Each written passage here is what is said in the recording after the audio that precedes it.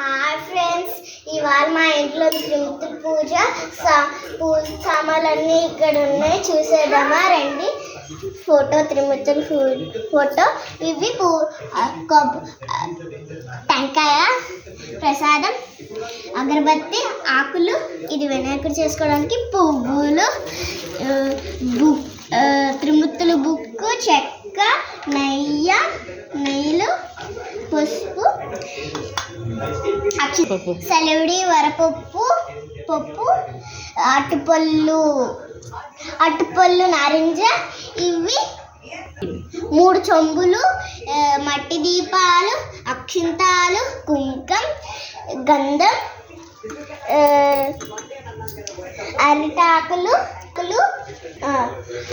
మర్రాకులు, మామూలు ఆకులు, వైట్ది, ముగ్గుది.